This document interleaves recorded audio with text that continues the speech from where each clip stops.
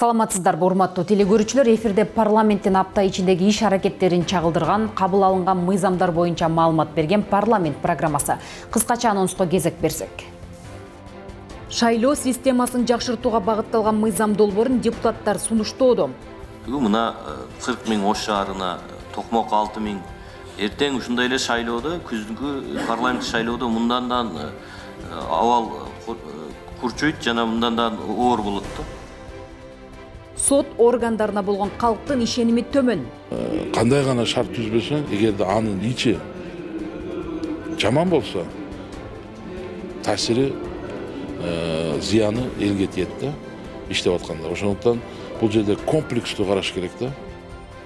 Ата мекендик өндүрүшчүлөр 2000 тонна балдын 500 тоннасын экспортко жөнөттү. Мамлекет тарабынан бул жааттагы көйгөйлөрдү чечүүгө кандай колдоо керек? Союздун мезгилинде биз 12 миң тоннага чейин өндүргөнбүз. Кыргызстан 2 миң тоннаны тегерегинде жүрөбүз. То есть потенциал өтө чоң бул багыт боюнча. Дүйнөнү дүрбөлөңгө салган коронавирус. Кыргызстанда абал кандай? Жогорку кеңеш өкмөттүн иш аракеттеринен кабар алды. ВОЗ деп айтып кеттиңер, биздин штаб-квартира ВОЗ кандай жардам берип атат, инструкция кандай берип атат? Алар да милдеттүү да. Адегенде Кытайдын Ухань шаарында катталган коронавирус илдети бүгүнкү күндө башка өлкөлөргө да өтүп, тездик менен жайылып жатканы дүйнө элдеринин тынчын алууда. Коронавирус Кыргызстанда катталган жок, бирок алдын алуу чараларын көрүү, андан сактануу боюнча кандай иштер аткарылып жатканы туурасында жогорку кеңеште өкмөттүн иш аракеттери талкууланды.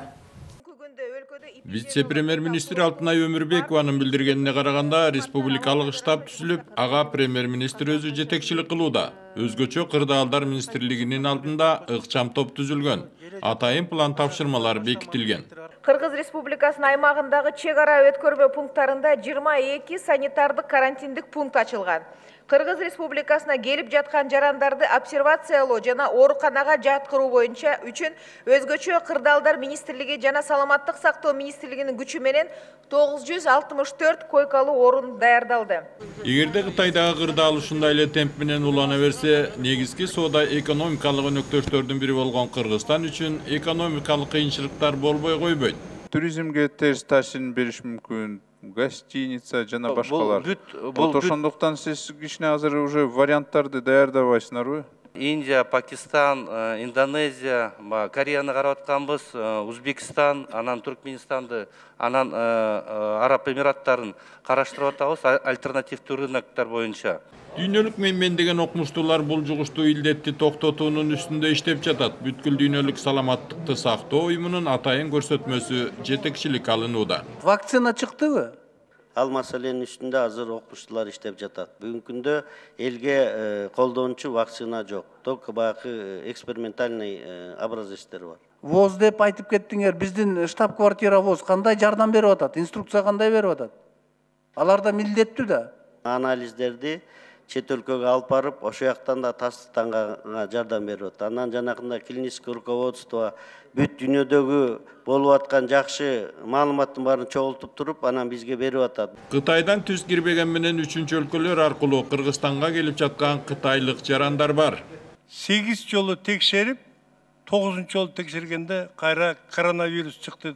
Сиз болсо 2 жолу башынан аягында анан өзүңүздүн аппаратура менен карап атасыз. Шайтандай болуп асечке кетпейби ал жерде? ВОЗ көрсөткөн рекомендациялар менен ишти алып баратабыз. Коронавируска каршы иш-чараларга каражаттын бөлүнбөгөнү да депутаттарды кызыктырды.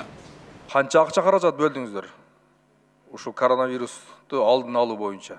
Өкмөттүн буйругунун негизинде 30 миллион сом саламаттык сактоо министрлигине, андан башка 11 миллион 319 миллион сом бул өзгөчө кырдаалдар министрлигинин атайын эсебине. Эгерде да кошумча каражат керек боло турган болсо, финансы министрлигинин өкмөттүн мүмкүнчүлүгү бар бүгүнкү күндө. Күндөлүк колдонуп жаткан шприцтерди дагы Кытайдан алат экенбиз. Чек ара болсо жабылды. Оштогу шприцтерди чыгарайын деген Мединтекс ишканасы бюрократиялык бут тосуулардын айынан иштебей турат. Буну чечиш керек да, силер чечпесиңер эмне болуп турасыңар ал жерде анда? Силер эл багып атпайсыздар, эл нерсенин айлык алып турасыңар. Бир ишкер акча алып келип, инвестиция кылып, шприц чыгарган завод куртат Кыргызстан жалгыз. Ошонун маселесин чече албай турасыңар. Эмне керегиңер бар силердин анда? Эртең Кытай жабылып атат, шприц түгөп калса, даяр бизде завод турат, ошону иштете албайсыңар. Ким күнөөдүү болот буга? Эң эле элементарный маска чыгарган ишканабызда жок экен. Маселени кароо убагында мына ушул жана башка алдын алуу, коопсуздук чараларын күчөтүү, өзүн кандай алып жүрүү керектигин элге түшүндүрүү иштерин жакшыртуу боюнча сунуштар айтылып, бул багыттагы иштерди мындан ары дагы жакшыртуу тапшырмалары берилди. Сотторго болгон ишеним жогоруладыбы? Жогорку кеңеш өтүп бараткан аптада сот тармагына байланыштуу бир нече мыйзам долбоорлорду карап кабыл алып берди. Ошондой эле сот системасын өркүндөтүү боюнча максат кылынган атайын программанын жүзөгө ашуусу боюнча даярдыгын укту. Сот тутумун өнүктүрүү программалары кабыл алынып, анын алкагында бюджетте миллиарддаган каражат бөлүнсө да, элдин сотторго ишеними жогору эмес экени айтылды. Темага кененирээк кабарчыбыз токтолот. 2014-2017 жылдар үчүн сот тутумун өнүктүрүү мамлекеттик максаттуу программасына 4 миллиард 351 миллион сом бөлүнгөн. Ал эми 2019-2022 жылдары бул багытта 10 миллиард 854 миллион сом өлчөмүндө каражат бөлүнмөкчү. Соттордун айлыктары бул барыңыздар жакшы билесиздер, бул конституциялык мыйзамдын негизинде өкмөт жөнүндө Кыргыз Республикасынын өкмөтү жөнүндө ошонун негизинде аныкталат. Бир катар депутаттар сот тутумун өнүктүрүү мамлекеттик максаттуу программасынын ишке ашышы боюнча пикирлерин билдирди. Ошол берилген каражат кандай эффект берди? Кандайчалык көлөмдө элдин ишеними көтөрүлдү? Берген каражатка ылайык. Эч кандай аналитика жок. Максатына жеттиби? Жеткен жокпу? Мен жеке баамымда жеткен жок. Элдин ишеними көтөрүлгөн жок. Соттордун айлык акышын көтөрүшүбүз керектигин гана нормаларды көрүп атам да. Ошол жердеги жөнөкөй жарандардын, катардагы жарандардын укугун кантип коргойбуз? Алардын укук бузуучулардан кантип коргойбуз? Бул жөнүндө бир дагы мындай индикаторлорду мен көрө албай атам. Депутат Акылбек Жапаров сот бийлигинин көз карандысыздыгы камсыз болбой, ал сөз жүзүндө эле калып жатканын белгиледи. Бюджет боюнча бирдиктүү соттун бюджети жок бүгүнкү күн. Конституциялык палатанын көзүнчө, судебный власттын көзүнчө, департаменттин көзүнчө ким финансысына жооп берет? Көз карандысыздын белгилеринин бири экономикалык көз карандысыздыкта. Бул дагы жок да. Демек, максаттуу программа өзүнүн максатына жеткен жок деп эле биз ачык айкын айтышыбыз керек. Сот системасын өнүктүрүү аракеттери жүрүп жатат деген менен сот адилеттигин орнотуучу эң негизги сот аткаруучулардын маселеси курч. Алардын саны аз, айлыгы төмөн, бирок жүктөмү көп. Мамлекеттик сот аткаруучулар бизде бар. Жыл сайын 28-30 миң соттун чечими чыгат. Бизде 200 эле сот аткаруучу. Алар ошону аткара албай жатат. Көп сот чечимдер чыкса дагы алар аткара албай мындай эле кагаз түрүндө эле калып калат да. Когда люди идут с журналистами на судебное заседание, судья запрещает вообще фиксировать какие-либо вещи. Хотя суд относится к открытым категориям. Мирлан Канатбекович, я с вами согласна, суд должен быть открытым. Но дело в том, что любая фотосъемка, видеосъемка, она должна допускаться с согласия лиц, участвующих в деле, потому что у них есть тоже права. Толук электрондук правосудияга өтүш үчүн канча каражат керек болот бизде? Азырынча техника жагы чечилип атат. Демек, анда өзүңөр да билбейт экенсиңер да качан өтүштү? Биз даярбыз. Даяр болсоңор, биз даярбыз. Анткени 1 жыл кетти, 3 жыл кетти, 5 жыл кетти. Жок, мен түшүнүп атам силердин айтып атканыңарды. Пилотный соттор мына иште биз ошолор аркылуу текшерип атканбыз да. Талкуу жыйынтыгында өкмөттүн 2014-2017 жылдары сот тутумун өнүктүрүү мамлекеттик максаттуу программасынын аткарылышынын жыйынтыктары жөнүндө отчетун эске алуу жана 2019-2022 жылдарга сот тутумун өнүктүрүү максаттуу мамлекеттик программасынын долбоорун бекитүү жөнүндө чечим кабыл алынды. Тармактык комитет шайлоо мыйзамдары чөйрөсүндө айрым мыйзам актыларына өзгөртүүлөрдү сунуштоодо. Сунушталган мыйзам долбоорунда шайлоолорду таза өткөрүү, аны өркүндөтүүнүн маанилүү кадамы изилденген. Мыйзам долбоорунун негизги максаты шайлоочулардын эрк билдирүүсүн, бурмалаган аракеттерди болтурбоо, шайлоо мыйзамдарын бузгандыгы үчүн жазанын шексиздигин камсыз кылуу үчүн шарттар түзүлүүдө. Демилгечилердин бири Аида Исмаилова шайлоо мыйзамдарын өркүндөтүү стратегиясы кабыл алынганын, анда мыйзам бузуулардын алдын алуу, бөгөт коюу натыйжалуулугун жогорулатуу, жарандардын шайлоо укуктарын коргоо милдети камтылганын, ошондон улам мыйзам бузуу жоосундар үчүн жоопкерчилик чаралары каралган мыйзам долбоору сунушталып жатканын билдирди. В рамках реализации стратегии предусмотрена цель повышения эффективности механизмов предупреждения, пресечения, нарушения избирательного законодательства, улучшения защиты избирательных прав граждан. Колдонуудагы мыйзамдарга ылайык шайлоо мыйзамдарын бузгандык үчүн төмөнкү беренелер боюнча жоопкерчилик каралууда. Кодекс о проступках вносит изменения. Злоупотребление административным ресурсом в ходе подготовки проведения выборов, референдума, день голосования кандидатами, руководителями, учредителями государственных средств массовой информации, интернет-изданий. Предлагаю добавить слово муниципальных. Талкуу учурунда депутатты мыйзамсыз каттоого тургузуу маселеси кызыктырды. Аз убакыт ичинде эле Ошто 40 миңден көп, Токмокто 7 миңге жакын жаңы шайлоочулар катталган. Мына 40 миң Ош шаарына, Токмок 6 миң. Эртең ушундай эле шайлоодо, күздүнкү парламент шайлоодо мындан абал курчуйт жана мындан оор болот да. Себеби бул жерде парламентке келгенде партиялар, күчтүү партиялар чыгат. Азыр жергиликтүү кеңештен да чыгып, азыр ушул катталгандарды биз уккан маалыматтар боюнча баарын кайрадан чыгардык, мурдагы абалын алып келдик деген ошол маалымат туура эмеспи? Кодекске о нарушениях киргизилип аткан 42 прим 2 норма статья ошол как раз ошол шайлоочулардын өзүнүн адресин туура эмес берилгендиги жөнүндө жоопкерчиликти карайт. Учурда эл жашабаган жерлерге дагы жүздөгөн адамдарды каттап койгон учурлар бар. Мындай шалаакылыкка жол берген мамлекеттик каттоо кызматынын кызматкерлери жоопкерчиликке тартылдыбы? Анан ошол ГРЭСтин кызматкери үйүнө өзүнүн жеке үйүнө каттагандыгы аныкталдыбы Ош шаарында? Маалыматтар прессада чыгып атат, бирок ошол кызматкерлер жөнүндө аныкталдыбы үйүнө прописка кылган? Бүгүнкү учурда 3 жетекчи Ош, Каракол, Токмоктон убактылуу орундан бошотулду. Маалыматтын 4-мартка чейин дагы киргизилет да. Буга чейинки болгон шайлоолордо кош жарандуулугу бар, жогорку билими жок, жасалма дипломдорду көрсөткөндөр дагы арбын эле кездешчү. Азыркы мыйзам долбоорундагы өзгөртүүдө катаал чаралар көрүлөбү? В начале 6-го созыва, что было в Горкинеше, вы можете сказать, какую ответственность понесет человек, который заведомо ложную информацию дает? То есть он сначала говорит о том, что он является гражданином, что у него вот это и есть его, так скажем, истинный диплом, и в конце концов, после того, как на сегодняшний день, насколько я знаю, никакой ответственности за это не предусматривается. В ваших поправках какая ответственность будет введена? Здесь предусматривается наказание в виде штрафа первой категории от 20 до 30 тысяч сом. И тоже деяние, совершенное государственными муниципальными служащими, влечет наказание в виде штрафа второй категории с лишением права занимать определенные должности второй категории от 30 до 60 тысяч сом. Это штрафные санкции, занимать определенные должности от года до 2 лет. Талкуудан соң конституциялык мыйзамдар, мамлекеттик түзүлүш, сот укук маселелери жана жогорку кеңештин регламенти боюнча комитети мыйзам долбоорунун концепциясын жактырды.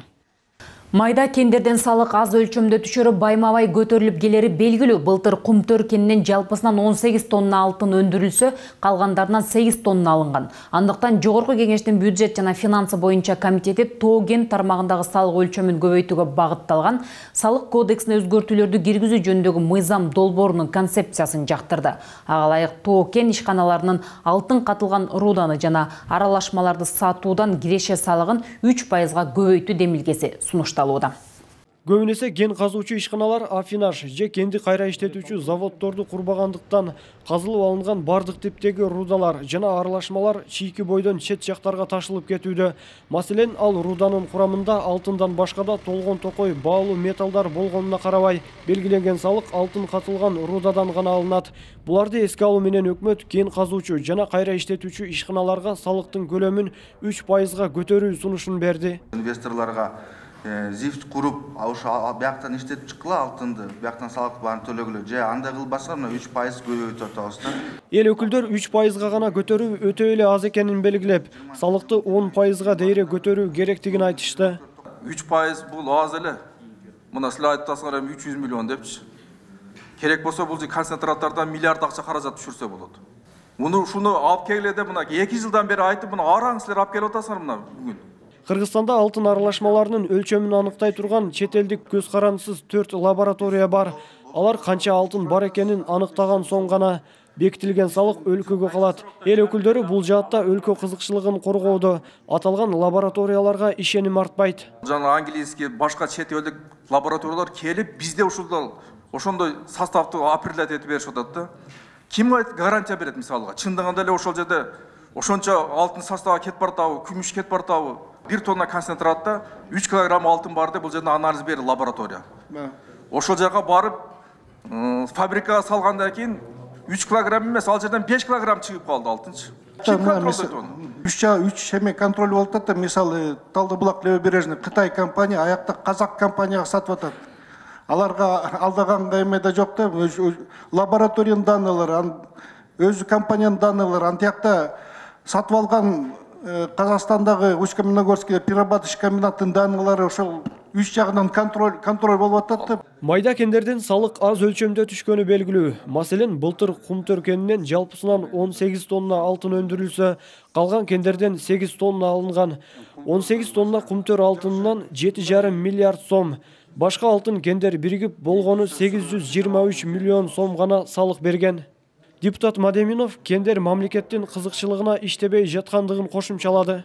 Ошончо расход жасап, руданы Казакстанга алып чыгып кетип аткандан кийин, бул ошо жерде 6,5 граммдан дагы көп болуш керек. Силер ошону контроль кылбай жатасыңар. Вертекс уже иштегениге канча жыл болду? Ошончо жылдан бери кыргыз элинин байлыгын урдап чыгып кетип атат.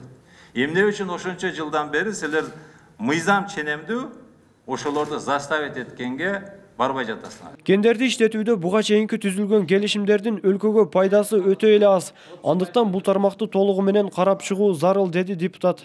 Бул кен тармагын реттей турган болсо, тышкы карызды кутулабыз да.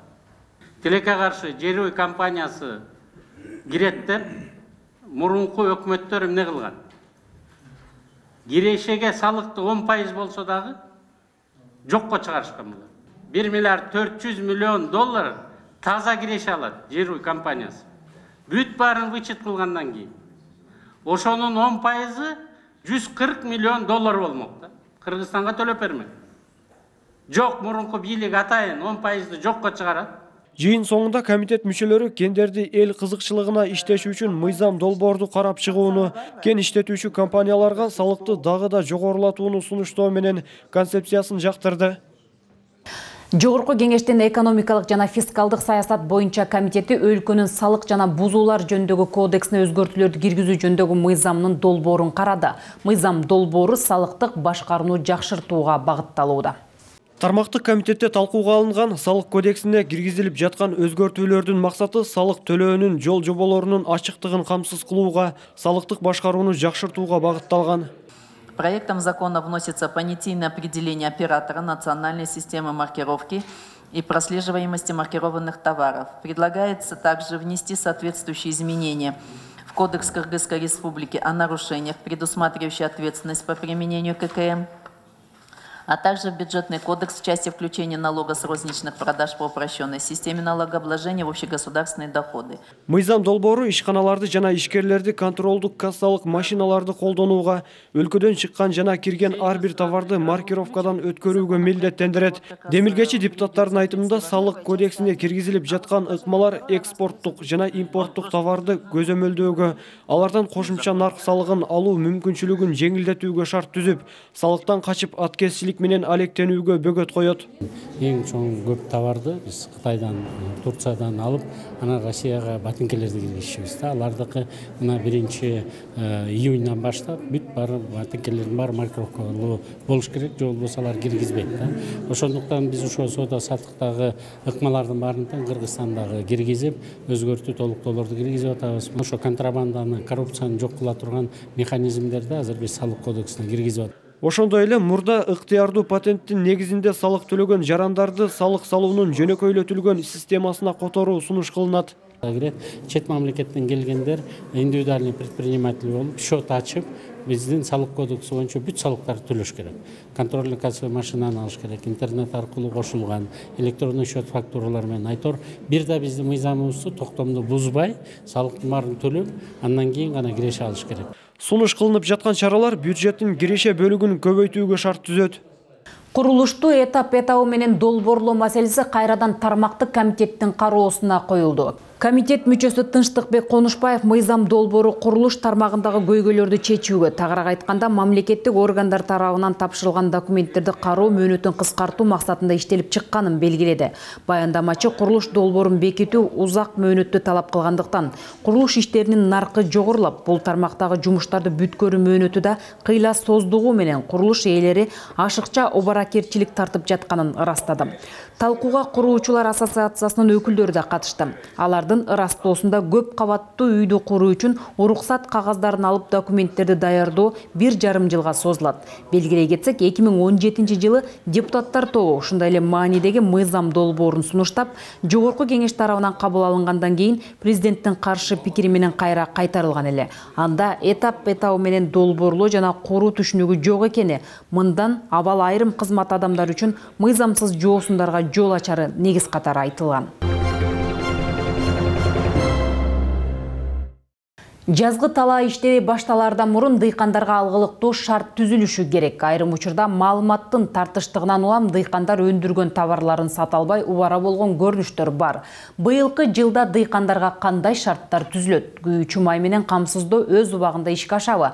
Парламент өкмөттүн жазгы талаа иштерине даярдыктар боюнча маалыматын карады.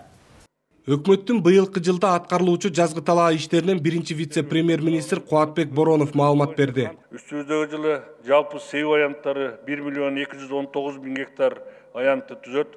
Өткөн жылга салыштырмалуу 2,13 гектарга көбөйүшү божомолдонуп жатат. Айыл чарба министрлиги аймактарды өнүктүрүүнүн алкагында мурда иштебей турган ишканаларды калыбына келтирүүгө жана калкты иш менен камсыздоого басым жасаган. Министрдин билдиришинче, быйылкы жылы ондогон ишканалар ишке берилет. Жаңы кайра иштетүү жана айыл чарба ишканалары ачууну көбөйтүп, 30 деп атабыз. Анан андагы жумуш ордун 1,5 миңден көбүрөөк түзгөнгө. Өзгөчө жай айларында күн ысыган кезде айрым аймактарда суунун тартыштыгы байкалып, дыйкандарга кыйынчылык туудурган учур келет. Ошондуктан сууну пайдаланууну жөнгө салуу керектигин эл өкүлү сунуштады. Биз айтып атабыз цифровизация. Ушул сууну учетко алып, действительно мынча бул кишиге берилип атат, башка кишиге мынча берип атат деп ушуна көрсөтсө болбойбу? Максималдуу түрдө бардыгына жетиштирүүгө, анан кийин багы сугаттын графигин түзүп, былтыр бир топ жеңилдетүү аракетин жасады Суу чарба департаменти, Айыл чарба министрлиги. Быйыл дагы ошондой кылып иштешке туура келет, себеби быйыл дагы тоодон түз агып келип сугатка берилчү сууларда ушундай учур пайда болушу мүмкүн. Ал эми суу сактагычтарда жана мен баяндамамда айтып кеткендей, суунун көлөмү бүгүнкү күндө былтыркынын деңгээлинде. Бирок сууну пайдалануу максатсыз болуп жаткандыгын дагы бир эл өкүлү Кенжебек Бокоев ырастайт. Анын пикиринде суу сактагычтарда сакталган суулар жөн кетпей, коңшу өлкөлөргө товар катары сатылуусу керек. Анткени коңшу мамлекеттен биз газды, нефти жана башканы сатып алып атабыз. Биз да аларга сууну сатышыбыз керек. Биринчи орунда бул суу сактагычты. Экинчиси менен көтөрдүм суу самыр жайлоосун. Биз жоготуп баратабыз. Анын уже 10-20% уже жана Алтыгана, Карагана деген бадал басып калды. Жайыттар жоголуп баратат. Жайлоо биздин эң уникалдуу биздин территориябызда. Быйылкы жылы дыйкандардын талабы толугу менен аткарылып, аларга керектелүүчү бардык продукциялар камсыздаларын өкмөт маалымдады. Бирок айыл чарба тармагынын жүргүзгөн саясаты жетишсиз болууда. Гектарды айтып атасыз, картошка эккенди айтып атасыз. Бул сиздердин ишиңер эмес. Саясат иштеп чыгуу сиздерде. Айыл чарба боюнча ушул багытка саясатты, мамлекеттин саясатын алып бара турган сиздерсиздер. Биринчи орунда мамлекеттин продовольственный безопасность болуш керек. Кыргызстан акыркы жылдары органикалык, экологиялык таза продукциялар менен ири базарларды ээлейбиз деген максатта иш жүргүзүп келет. Бирок бүгүнкү баяндамада ал тууралуу бир да маалымат жок экенин эл өкүлү сынга алды. Токтомдо чыгарып бергенибиз өкмөткө аткарыла 10 жыл ичинде өтөлдү деп. Ошол нерсени биз мен көрбөй жатам, алгылыктуу иш алып барылганын. Азыр күндөгү ачык айтканда азыр күндөгү айыл чарбасынын айланасына болгон иш чара абдан жетишсиз деп ойлойм. Талкуу жүрүшүндө айыл чарба багытын өнүктүрүү, дыйкандарды күйүүчү май, үрөөн менен камсыздоо, өндүрүлгөн товарларды экспорттоо боюнча бир катар сунуш пикирлер айтылды. Эми чындыгында биринчи кезекте дыйкандарды колдоо үчүн биз акча каражатын чечип беришибиз керек да. Бул жылына бөлүнүүчү мисалы Орус Кыргыз фондунан акча каражаттар бүгүнкү күндө ошол коммерциялык банктар аркылуу берилбей жатканын бизге жерлерден ошол дыйкандар, ошол элдер, шайлоочулар айтып чыкты да. Азыр ошол суроону бердим мен чындыгында азыр. Бирок Айыл банк аркылуу, РСК банк аркылуу, башка коммерция банк аркылуу бүгүнкү күндө финансирование жок да азырчы. Эмнеге жок болот? Азыр айтсак, биз бере баштайбыз дейт, азыр көзөмөлгө алабыз дейт. Анан тиги Кубатбек Альчевичке тапшырма берип, көзөмөлгө алып тез аранын ичинде чечкиле деген талапты койдум да. Андан кийин дыйкандарга суу маселеси эң алдыңкы биринчи орунда турат да бүгүнкү күндө. Өкмөттүн токтому бар өзү. Май айына чейин 80% ремонттук иштерге акча каражатты бериш керек эле. Булар өздөрүнүн докладында айтып кетишти, болгону 20 миллион акча каражат берди депчи. А өздөрү 246 миллион акча каражат бериш керек. Болгону 2 ай убакыт калды.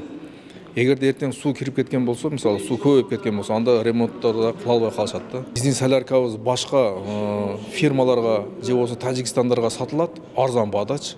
А биз ошол эле мезгилде Россиядан келген ГСМдерди, соляркаларды биз дыйкандарга кымбат баада берип атабыз да.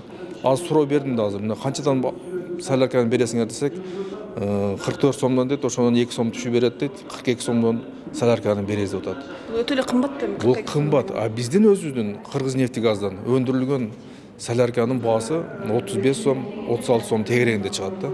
Эмне үчүн биз ошол солярканы дыйкандарга бербейбиз биз? Чоң рыноктун ичинде туруп, Евразиянын ичинде туруп, бүгүн мына Өзбекстан менен границабыз ачылгандан бери биздин негизги өзгөчө түштүктө жана негизи эле Кыргызстан боюнча бардык позициялар менен аларга өткүзүп атабыз. Ошо мөмө жемиш боюнча дагы башка дыйкан өндүргөн бардык товарлардан өткүзүп атабыз.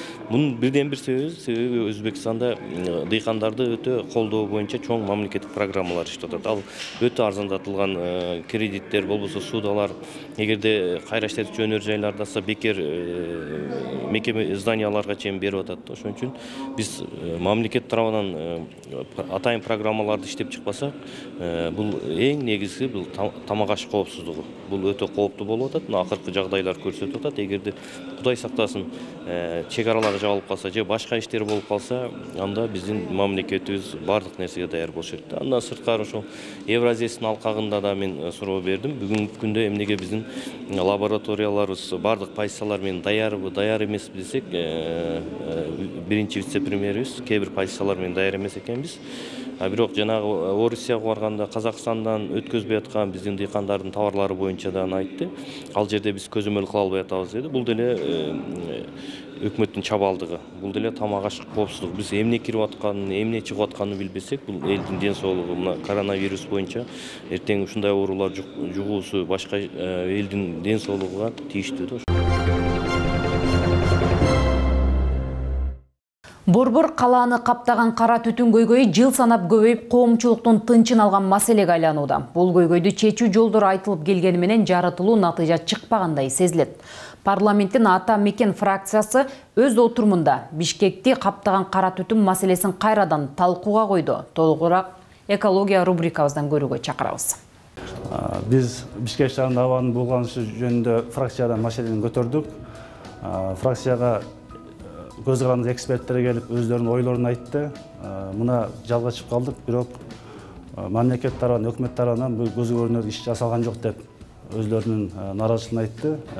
Негизинен бизде абанын булганышы бул 3 түр менен булганып атыптыр. Биринчи ТЭЦ, экинчи шаардын четиндеги жеке үйлөр, үчүнчү автомашина. Ушул 3 түр боюнча жок дегенде, бир түр боюнча да эч кандай чечим кабыл алынган жок. Кандай биз абаны булганышын азайтабыз деген. Андан сырткары азыр абаларды шаардагы текшерген станциялардан дагы эле орнотулаптыр. Бизге билесиздер, жогорку кеңештен биз акча бөлүп бергенбиз.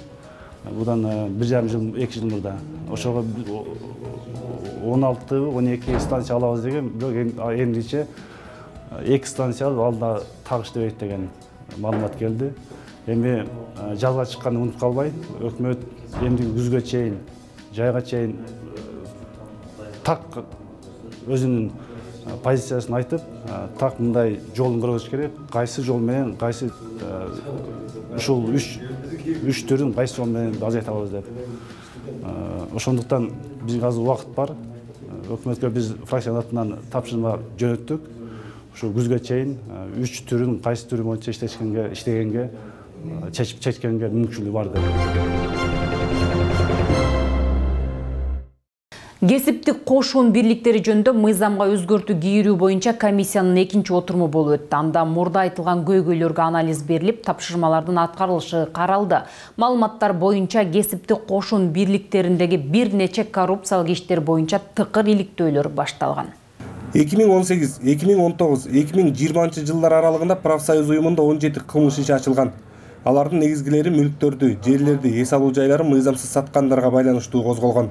Азыркы күндө көбүнчөсү экспертизанын заключениясын күтүү максатында тергөө аракеттери жүргүзүлүп атат, бирок экспертизанын заключениясы чыга электигине байланыштуу кылмыш иштери боюнча акыркы чечимдер кабыл алынды. Мындан тышкары 4 кылмыш иши состав жок деп кыскартылган. Бирок берилген фактылар боюнча укук коргоо органдары жеткиликтүү карабай жатат дейт депутат Кожобек Рыспаев. Анын пикиринде тергөөгө берилген материалдар жетиштүү. Форма собственности частный деп атасыңар, например, профсоюзду. Ошону менен прекращается деланын барчы. Частный болгону менен мындай түпкүрүн укук органдары, если патриот болсоңор карап көргүлө. Бул мамлекеттин мүлктөрүн сатып атышат. Көз карандысыз дегенге таянып алып мен баягыда да айткам. Бул көз карандысыз деген профсоюз мээсине түйүп алган баары тең. Ана биз билебиз, например, каерде кайсы следактарга, например, акча берип атканчы. Профсоюз уюмунда акыркы убактарда абал тынч эмес. Андагы кызматкерлер эки жаатка бөлүнүп, ар кандай укук бузууларга барышууда. Мындай көрүнүшкө күч органдары чара көрүүсү керек. Кээ бир фактыларды айткан маселелер мына маалымат каражаттарынан таратылып атат. Бүгүнкү күнгө чейин, бүгүнкү күндө да ошол жерде өздөрүнүн оюн айтып отурат. Мен ойлойм, сиздер тез арада чечимдерди кабыл алып, тиешелүү чечимдерди, тиешелүү иш-чаралар жүргүзүшүңүздөр керек. Кесиптик кошундар боюнча демилгеленген мыйзам долбоорун тездетип кабыл алуу керек. Ошондо гана мыйзамсыз иштерди аныктоого мүмкүнчүлүк түзүлөт. Профсоюздар боюнча мыйзам долбоорун азыр могу экинчи окууда кабыл алганбыз. Эгерде үчүнчү окууда кабыл албасак, ушундай порочный круг боло берет. Ошон үчүн урматтуу Талды Капырович, ушул аталган мыйзам долбоорлорунда сиз соавтор катары ошол мыйзам долбоорун үчүнчү окуп алып чыгайлы. Ошол мыйзам долбоорун кабыл алгандан кийин ошондо укук коргоо органдарындагы буту колу азыр байланып турса, бир отоло толук кандуу ошол ишке киришкенге мыйзамдуу дагы, юридикалык дагы жактан туура болот. Белгилүү болгондой, профсоюз уюмундагы мыйзамсыз аракеттер боюнча атайын депутаттык комиссия иш алып барууда. Эмки отурумга айлык маяналар, мамлекеттик мекемелерден которулган акча каражаттары боюнча так маалыматтарды берүүнү тийиштүү тармактарга тапшырды. Балдарды коргоо жылында өкмөт тарабынан кандай иштер аткарылууда? Республика Ата журт фракциясы калкка социалдык жардам көрсөтүү, мамлекеттик жөлөк пулдардын аткарылышы боюнча жыйын өткөрдү. Ага чакырылган вице-премьер-министр Алтынай Өмүрбекова менен социалдык өнүгүү министри жасалып жаткан иштер тууралуу маалымат берди. Мамлекеттин негизги милдеттеринин бири өлкөнүн жарандарына социалдык колдоо көрсөтүү. Өлкөдөгү миграция көйгөйү, ар кандай кылмыштар, үй бүлөдөгү зордук зомбулуктун келип чыгышы жетишерлик эмес социалдык экономикалык абалга байланыштуу болууда. Алсак учурда 40%дан көп, тагыраагы 45 000 мектеп окуучулары ишке тартылган. Жашоо шарттын кыйындыгынан улам эч жерде билим албагандар да көп. Өспүрүм курактагы балдардын жумушка тартылуусу негизги көйгөй болуп эсептелет. Статистика маалыматына таянсак, өлкөдө мектеп курагындагы балдардын 40% ар кандай жумушка тартылышкан. 2019 жылында 2 айын эле карап көрсөк, эмгекке тартылган 45 000 бала аныкталган экен. Негизги басым балдарды коргоо, эненин жана ымыркайдын саламаттыгын сактоо, балдарга карата зордук зомбулуктун болтурбоо, балдарды жаш кезинен өнүгүүсүнүн мектепке чейинки даярдыгы үчүн жагымдуу шарттарды түзүү, үй бүлө институтун чыңдоо жана оор турмуштук жагдайда калган балдарды коомго интеграциялоо маселелерин жасалган. Ал эми өткөн жылы чет жакта ата-энеси кароосуз калтырган 117 бала Кыргызстанга кайтарылып келген. Ар бир адамдын өзүнүн үлүшү бар. 1 гектар 10 сотикпи, 40 сотикпи, туурабы? Ал бул ар бир жараныбызга мамлекет тарабынан бир жолку берилүүчү нерсе. Ал ар бир адамдын өзүнө гана тиешелүү. Мен айтып атам, атасына, чоң атасына тиешелүүдүн небересине тиешеси барбы деп, болгону бир үй бүлөдө жашаганы. Ошол эсептен биз пенсияны алып таштадык, а жер үлүшүн алып таштаган жокпуз да. Бул мамлекеттин жакырчылыгын кесепети дегенди мен жакшы эле түшүнүп атам. Бирок экономиянын эсебинен берсек болобу? Болот. Бирок жакырчылыктан чыккан жок, ошондой эле алып келе жатат да. Ошондуктан биз азыр социалдык контракттарды жайылтайлы деп токтом долбоору өкмөттө азыр турат. Кол коюлса 1-апрелден ишке киргизебиз деп турабыз. Дагы бир оор көйгөй майып балдардын санынын өсүшү болууда. Мүмкүнчүлүгү чектелген өспүрүмдөрдүн саны 30 миңге жетти. Андыктан аз камсыз болгон үй бүлөлөргө жөлөк пул алууда жеңилдиктерди кароо сунушталды. Силерде жөлөк пулду берерде кыдырганда үйүндө телевизоруң бар экен, холодильнигиң бар экен деп бербей коюшат да. Эми холодильник менен телевизор баягы доход алып келбейт да пайда. Болсо бир үй болот. Бир үй мисалы сүт берсе, күнүнө 5 литр сүттөн 10 литр сүткө чейин алат. Ал ашып кетсе, мисалы 90 сом, 100 сом мынакей. А сиздин айтканыңыз боюнча 900 сом болот, туурабы? 1000 сом. 1000 сом бир күндө киреше, бир үйдө 5 киши болсо 5000 сом алып кеш керек, туурабы? Бир айда. Бир айда. А мисалы бүгүнкү күндө аны алып келе албайт да. 1000 сом ошо уйдун сүт менен 1000 сом 1,5 сом көрүп атат. Мисалы 5 баласы бар. Алар кандай болот анда? Ошолорго да мен ойлойм, биз жеңилдик киргизбесеңиздер, бүгүнкү күндө айыл жергелеринде көпчүлүк иштебейт. Ата-энесиз балдардын коргоочусу мамлекет. Багар көрөрү жок 2000ден ашык балдар бар. Депутат жылына мамлекет тарабынан акысыз билим алууга бөлүнүүчү 5700 квотадан тоголок жетимдерге да чегер берүүнү аткаруу бийлигинин өкүлүнө табыштады. Ошо Алтынай Сепекин ошо 2000 баланычы, булардын апасы атасы жок. Ушуларды толугу менен эле окуусун бүтүрүү боюнча, андан кийин университетке бюджеттик квоталар бар. Ал бюджеттик квоталарга биз жакшы билебиз. Ал жерге кандай система менен кирет, ал жерге кайра эле ошо чоңдордун балдары окуп алат, тааныштары, ректор немелери окууга кирип алат бюджетный основага. Ушуларга вне конкурса эле бюджетный основага кире турган кылганды караштырбайсызбы? Толугу менен окууну бүтүрүп, ушу балдарды чыгарып, адис кылып, анан бошотуп, ошондой милдеттемени толук вазипасын, ата-эненин вазипасын толук аткарып бербейлиби? Соңунда сунуштарды кабыл алуу менен өкмөттүн социалдык тармактагы аткарып жаткан иштери эске алынды. Төрага Дастанбек Жумабековдун жетекчилиги астында өткөн бизнести жана ишкердикти өнүктүрүү боюнча кеңештин отурумунда мурда кабыл алынган тапшырмалардын чечимдеринин аткарылышы тууралуу маалымат берилип, андан соң бир катар мыйзам долбоорлору жөнүндө сөз болду. Анын ичинен Кыргызстандагы бал арычылыкты өнүктүрүү жана өлкөнүн экспорттук мүмкүнчүлүктөрүн жогорулатуу маселелери каралды. Бизде азыр Кыргызстанда деградация деп көп сөз кылып атабыз. Айыл чарбасында экология бузулуп атат, башка болуп атат деп атабыз. Бул дагы өзүнчө бир альтернативалуу тармак да болуп бермек да. Союздун мезгилинде биз 12 000 тоннага чейин өндүргөнбүз Кыргызстан. 12 000 тоннага чейин өндүрүп келгенбиз. Азыр саданный боюнча бир 2 тоннанын тегерегинде жүрөбүз да. 2 000 тоннанын тегерегинде жүрөбүз. То есть потенциал өтө чоң бул багыт боюнча. Ал эми төрага Дастанбек Жумабеков бул жаатта алгылыктуу иштерди жасоо менен бал өндүрүү тармагын колдоо керектигин белгилеп, дүйнөдө Кыргызстандан өндүрүлгөн бал мыкты бааланып жатканына токтолду. Белгиле, ушундай продукция сыртка экспортко кеткен продукцияны көтөрөлү. Бул оңой эле, биз мына мыйзамдар менен шарт түзүп берели. Калганын жеке менчик булар өздөрү жасап кетет. Бизнести албетте жеке менчикти өздөрү кылат. А биз шарт түзүп берип коюшубуз керек. Мамлекет тараптан шарт, ушундай мыйзам актыларын кабыл алып берели. Керек болсо субсидия бериш керек. Талас шаарында ооганчы жоокерлерди эскерүүгө арналган иш-чара өткөрүлдү. Ага ооган согушунун ардагери Жогорку кеңештин депутаты Кенжебек Бокоев катышты. Талас облусу боюнча 7 жоокер курман болгон. Андан бери ооганчы ардагерлердин дагы 46сы жарык дүйнө менен кош айтышкан. Мына ошол кан күйгөн ооган жеринде интернационалдык милдеттерин бирге өтөгөн ардагер жоокерлер көз өткөн курбуларын эскеришип, алардын эрдиктери туурасында сөз кылып, тынчтыктын баасы канчалык бийик экенин, улам кийинки муунга жеткирүүнүн маанисине токтолушту. Ошону менен бирге эле ооганчы ардагерлерге социалдык камкордуктарды көрүү боюнча да сөз кылышты. Парламенттен бул маселени көтөрдүм. Ооганчылардын дагы бир-эки маселесин чечиш керек. Азыр эң жаш ооганчы 50 жашта улуусу пенсияга чыкты. Ошолордун курорттук маселеси. Анан бүгүн эми биринчи жолу мынакей Талас областы боюнча Афганистанда кайтыш болгондордон 7 бала кайтыш болсо, Афганистандан келгенден бери 46 бала кайтыш болуптур. Бул афганистердин эле санында. Ооганчыларды эскерүү иш-чарасын волейбол оюну коштоду. Кирип келген жаз айы баарыңыздарга жакшы кабарларды тартууласын. Бизге бөлүнгөн убакыт соңуна чыкканына байланыштуу биз сиздер менен коштошобуз. Жаңылыктардын кенен топтом менен Кеңеш-КЖ сайтынан да таанышсаңыздар болот. Көрсөтүүнү Жогорку Кеңештин басма сөз кызматы даярдап, мен Жылдыз Жолдошбаева алып бардым. Жакшы калыңыздар.